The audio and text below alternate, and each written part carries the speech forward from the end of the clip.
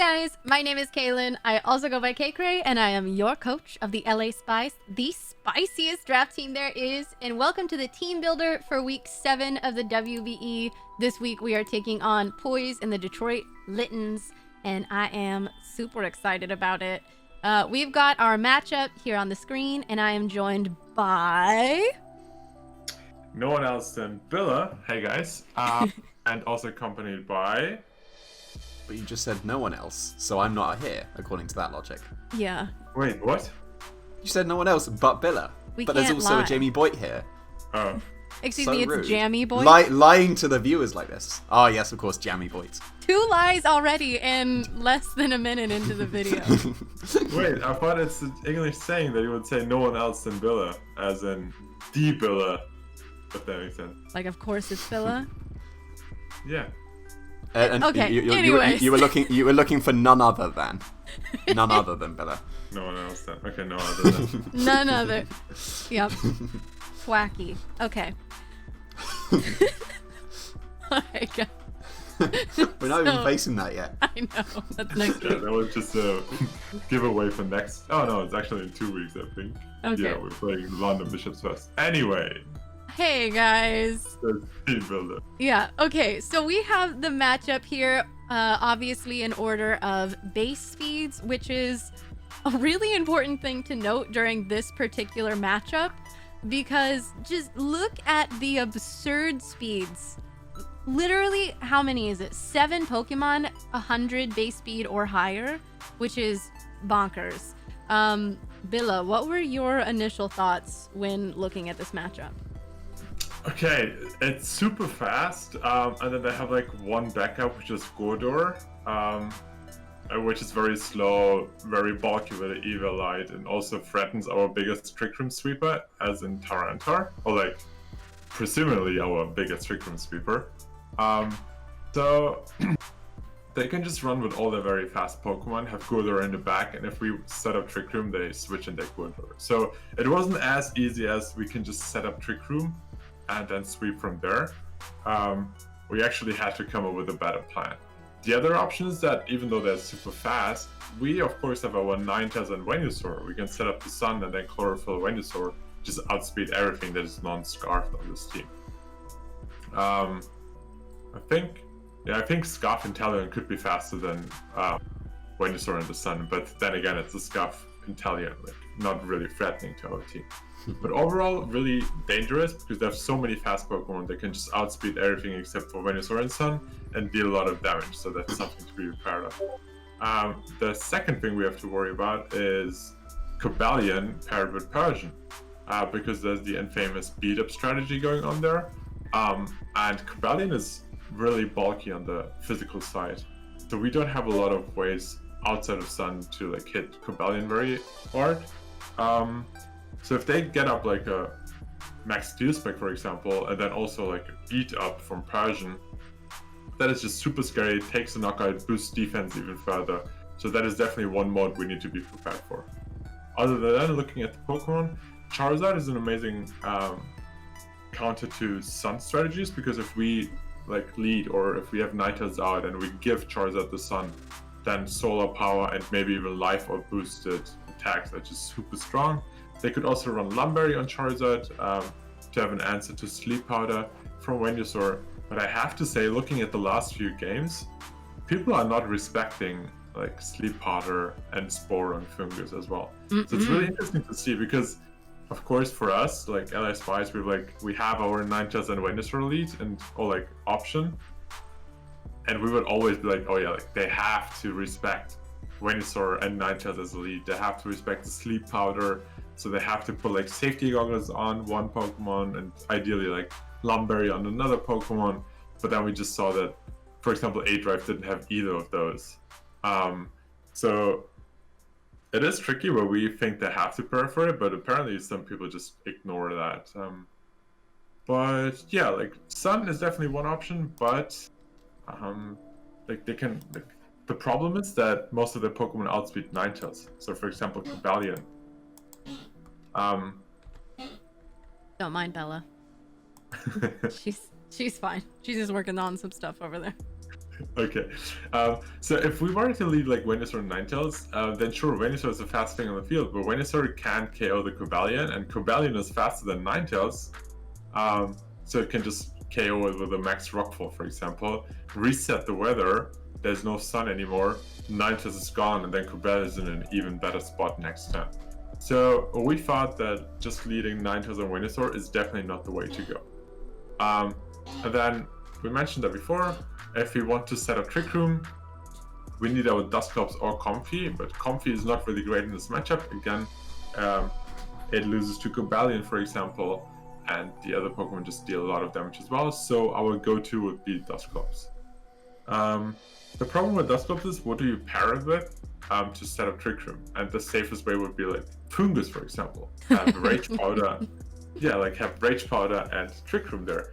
But then we do not have any offensive pressure with Fungus and DUSCLOPS. We could have done. We definitely could have done. I just want to give like shoutouts to Boyd, because this week started with Boyd, I almost want to say, harassing me. Pretty good. Then we could bring Fungus and DUSCLOPS and then have Payback Fungus to activate Weakness Policy on DUSCLOPS. So I don't know how he wanted to do it, but he somehow wanted to set up Trick Room and then attack like our own DUSCLOPS with Fungus, activate the Weakness Policy, and then have +2 DUSCLOPS Dynamax. It killed like 8 of the Pokemon on his team if it gets that Weakness Policy boost. Yeah, apparently it KOs 8 Pokemon of the opposing team, but unfortunately not the important ones. Like, it doesn't KO Miltank, it doesn't KO Persian, it doesn't KO Cobalion. So that's a big problem there. We did ultimately go another direction, but it was a really fun couple days there. Yeah. So I was saying, no, we can't breathe. No, like, trust me, like, and I was like, oh, okay, let's have Boyd, like, usually would say, let's have this kid as 5 minutes and then we will move on, but these 5 minutes were like 2 days. Anyway, okay, back to the team. So we want to set up Trick Room, and we'll go into our team details a little bit further when Boyd is taking over with the team build-up, but just to talk about a few more Pokemon here. So Inteleon, the fastest Pokemon across both teams, but it loses to Venusaur. It doesn't have the biggest damage output, and more importantly, its G-Max move doesn't even reset the weather, so it wouldn't change the weather from sun to rain, for example. So we don't really, like, we're not scared of Inteleon. I'm not sure that Inteleon would be the call here, because it isn't super great against our team. Cinccino, he brought it before. Skill Link is really scary. It gets the move Triple Axle as well now, next to Rock Blast and is it Tail Slap? Yes, Tail Slap. Yeah. So it has some like 5-hitting, like multi-hit attack moves there. But then again, it doesn't really take any KOs, especially against Dynamax. It's not super good. Persian, although amazing Pokemon, Fake Out support. We would be anticipating something like Safety Goggles Persian with the Taunt as well. So it could, for example, if we had Fungus and DUSCLOPS, it could just ignore the Rage Powder from Fungus with Safety Goggles and then taunt DUSCLOPS, and there goes our Trick Room.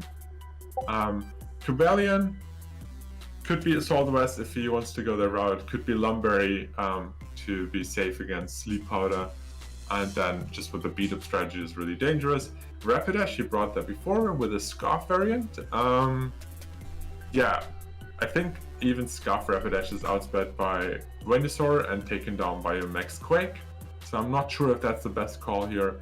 Miastic Male, I am personally, with the strategy that we came up with, it's not as dangerous, but generally just having the Prankster, like Thunder Wave, Prankster Yawn, just Prankster stuff is always scary to play against because you don't know what to expect, and it just goes first as well. Charizard, I think from his perspective, having Charizard and then Gordor is a really good combination because Charizard beats most of the team outside of Trick Room, and Gordor just gives you a backup against Tyranitar. So I can definitely see Charizard and Gordor making a presence in this matchup. Miltank, he has played that before to great success, caused a lot of trouble to Wolf, for example. It has Sapsipper, which is also immune to Sleep Powder thanks to that and boosting the attack stat. And it's just apparently like really fast and bulky, but it's missing the damage output. But I can see Miltank coming because it has sap support. Rillaboom, like against Wolf, we said that Rillaboom is not a threat to some teams and shouldn't be coming. And Wolf somehow managed to bring it in game 1 with Drifblim, and like surprised us there and took 1 game with Rillaboom. Again, same applies here. We don't think that Rillaboom is amazing in this matchup, but we definitely prepare for Rillaboom this time. Slurpuff, didn't spend a lot of time thinking about Slurpuff. It has Unburn, it could be something like a Grassy Seed, but then he has Rillaboom and Slurpuff on the field, so not super scared about that. And other than that, like our Pokemon, like Sludge Bomb is doing a lot of damage, and if we're in Trick Room, we're like taking the KO as well. Talked about Gulder already. Eviolite, it's a cheaper version of Conkeldurr, not as much damage output, but a lot of bulk and some support moves, and successfully dealing with a Tyranitar. So that's basically the rundown of Poijz's team. Very fast, but we feel like it is missing like options against Trick Room, and that's why we came up with this Trick Room strategy. All right. So going into the team here, first up, we talked quite a bit about Plant already, in that our speed is just really convenient against his Mons to give us that advantage since he is so fast. So Plant has Leaf Storm, Sludge Bomb, Earth Power, and Sleep Powder, and is Life Orb, so just putting out the damage. And if you want to go over some of these spreads here, or this one's spread. This one's a pretty basic one. This one, we did have it a bit slower and a bit bulkier, and I did have a defensive calc for that, but then we realized that we still want to be outspeeding a Charizard at -1 speed, not inside the sun, so that's what that speed is for. And then it's pretty much just big offense so that we can get KO a Persian with a Vine Lash if we're going to be going for the Gigantamax on Venusaur, and then just dump HP at this point. I did have a wonderful defensive calc and couldn't remember what it was, and it's gone in the first place anyway. So it's pretty basic Venusaur. Like, this is the standard Venusaur set of the 3 attacks and Sleep Powder.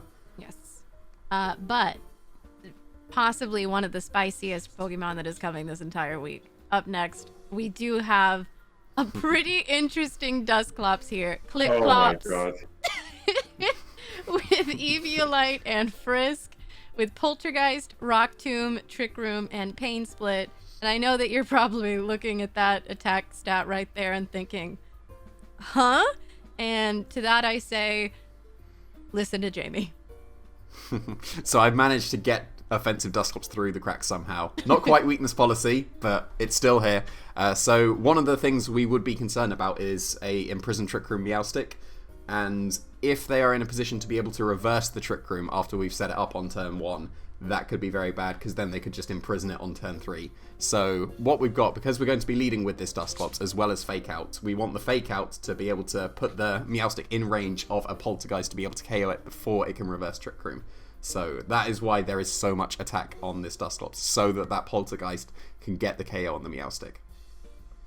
Also doing huge damage to Charizard with that Rock Tomb. Oh yeah, lots of damage. Like, it's what did it do? Like 80% to Charizard with Rock Tomb? Yeah, it's very impressive. It's a lot. And that's what the -1 attack was, because we're planning to be in -1 speed was, because we're planning to be in Trick Room and then have Venusaur in the late game. So if we can Rock Tomb the Charizard before the Venusaur comes in, once Trick Room is finished, then we can still just outspeed the Charizard. Yes. Alright, so that is offensive Dusclops. Guys, let me know what you think. Do you think Clip-Clops is going to put in work, finally get a KO on the board like he deserves? I hope so. And up next, a monster this week. Araquanid. Shelob is coming. Weakness policy with Protect, Liquidation, Leech Life, and Substitute. She's been putting in the finest of work, and I'm really impressed by her. If you want to go over the spreads a little bit and just the general intention of her monstrous reign here. Yes, the intention here is for Araquanids to completely sweep in Trick Room. So we've got the weakness policy with the Rock Tomb as well. Rock Tomb is hitting Charizard, but it's also hitting the Araquanid for super effective damage. So we're going to get a weakness policy, and pretty much everything gets KO'd at +2. with the weakness policy boost. Just a bit stronger than DUSCLOPS is, so actually gets all of the KOs. so Just a bit. We'll be going with the Arachnid as well, and yeah, we got a reasonable amount of defensive investment there. We want to... One of the game plans against Rillaboom is to substitute twice and then still be able to take a Grassy Glide. So we want to be able to take both of them, and then the Rillaboom shouldn't be able to KO this Arachnid when it's down. I think it would be down to 62% at that point, because we'd have got Grassy Terrain Recovery as well. So then they can't KO us with that Grassy Glide afterwards, and then we can just respond back with Leech Life or Flutterby as well. Yes, if we're not maxing DUSCLOPS, because there is still a situation that we can get into with his team where we would Dynamax the DUSCLOPS, and I'm kind of hoping that happens. I am very much hoping that happens. Even if there's no weakness policy on the DUSCLOPS, it's still actually worthwhile as a Maximum, because the Phantasm is dropping the defenses. Arachnid would still be able to make use of those defense drops. Yes. And I really hope it happens. And up next, we did mention Fake Out a bit earlier, so our wonderful Fake Out Mon here, Ingrid Cortez, mother to the Spy Kids, holding an eject pack, which I think sounds like a Spy Kids item, actually. Like, they would have an item in Spy Kids called eject pack. But she has Overheat, Sludge Bomb, Fake Out, and Thunder Wave. And as this is one of Jamie's favorite, if not favorite, Pokemon, I'm not... It's second only to Superior at this point. Okay. Second favorite Pokemon, I say you should go over the spreads here. Yeah, so wonderfully, Salazzle outspeeds his Persian, just about. So we got the fastest Fake Out. We're going to be getting that Fake Out off so that we can get Trick Room. And it's very awkward having such a fast Pokemon in Trick Room, so that's one of the main reasons that we do have the eject pack on the Salazzle as well, because on the turn 2, if the Salazzle wasn't KO'd immediately, if the Salazzle gets KO'd turn 1, we just switch in Arachnid and we sweep, because we got 4 turns of Trick Room. Yes. If Salazzle survives on the field, we can go for an Overheat and get a super slow pivot out into Arachnid, so Arachnid isn't taking any unnecessary damage. And if the Overheat doesn't happen, that means Salazzle has also got KO'd as well, which still gives the switch in to Arachnid. So Salazzle is there to stop any shenanigans that would put a stop to the Trick Room, like a Taunt coming out from a Pokemon, the Imprison that could come out from the Meowstic as well. Guarantee that we're stopping that. DUSCLOPS will set up Trick Room. Salazzle will sacrifice itself or eject out into the Arachnid so that Arachnid can sweep. And really, Arachnid only needs those 3 turns of Trick Room to be able to get that sweep going. Yes. Yeah, just as an explanation, eject pack is an item, consumable item, that if one of your stats gets dropped, exactly, if the holder's stages are lowered, it switches to choose an ally. So it's a little bit like eject button, where you can switch out and choose a Pokemon, but the effect activates when a stat is lowered. That can be either through like lowering your stats, like for example Overheat, as Boyd mentioned. So if we were to use Overheat, our special attack drops by 2 stages, eject pack activates, we switch out. Not only reset our special attack, but we get the very important switch out there. And because Salazzle is so fast, if that happens in Trick Room, that means that every other Pokemon has already attacked. And if they haven't KO'd Salazzle, then we're the last Pokemon to switch out, bring in Arachnid full health without having to fear that it takes like any attacks. We had an alternative that I am a big fan of, but unfortunately I couldn't convince them. I was going to run Room Service on Salazzle. The idea is that we are the fastest Fake Out and the fastest Pokemon on the field. Then we Fake Out Trick Room, and then apparently suddenly Salazzle activates Room Service, and we are slower than the opposing Pokemon, and we can get a very strong attack out. But the idea was that it's more important that we get Arachnid in safely, through either Salazzle getting KO'd or switching out last but eject pack Overheat, than having it to like attack first. Because if we attack first, take a knockout for example, we might lose very important Trick Room turns that then we are missing in the late game for Arachnid to sweep. Yes. Yeah, Sludge Bomb wouldn't do enough damage, and Overheat might, but then we're stuck with a -2 special attack Pokemon in Trick Room, and that's not making use of the Trick Room turns well enough. And yeah, so we've got enough speed to outspeed the Persian. We'll Oko a Assault Vest Cavalion, not the Dynamax one, but we'll Oko just a regular Assault Vest Cavalion. And then I've put a little bit more attack into the Salazzle as well, so that the Fake Outs extra chip onto the Meowstic is much more likely to KO the Meowstic. If the Meowstic's got no bulk, then Fake Out and Poltergeist definitely KOs it. If it's got 252 HP, I think it was a 77% chance to be able to KO with a combination of Fake Out and Poltergeist. And I wanted to keep the KO on Assault Vest Cobalion, so that's the best that we could do. And that's still pretty good odds. Yes. Yeah, we're hoping for good rolls if it comes down to that. All right, and the next two, I don't know, because the 4 that we just looked at are pretty solidly the mons that we're planning on going with. The last 2 are here as, I mean, honestly, just kind of to, one, have him bring Girder for T-Tar, because Girder doesn't necessarily do well against the 4 that we are bringing. And the other one that we have is going to be Ninetales, which also sort of threatens the sun as well. Is there anything on either of these 2 that you wanted to go over? Yeah, like we might as well still have usable sets on Pokemon, even if we're not planning on bringing them at all. So, sure. For the T-Tar, we've got Focus Sash here, so that if we did bring it in the face of a Girder, we would be able to survive any attack it would want to go for. And we've got Unnerve over Sandstream, because if we're bringing T-Tar, we're probably bringing Ninetales as well with Venusaur, and we don't want to overwrite the Sun, so Venusaur can stay super fast as well. Yes. And we've got enough speed as well to outspeed Inteleon that's been Thunder Waved, which we did have on Salazzle. We're probably not clicking that Thunder Wave. That slot was very much filler, but right. yeah, might as well outspeed an Inteleon if it gets Thunder Waved as well. And then Dragon Dance can just boost up its speed, so it can actually start to outspeed things as well. Yep. And we also have Ninetales. Obviously, just we love her so much. She's going to be there for emotional support mostly.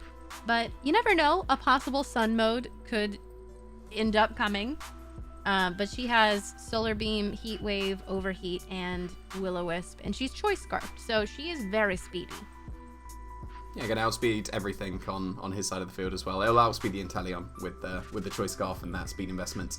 And then just pretty much max attack with some HP investment. There's no specific defensive calc that it survives.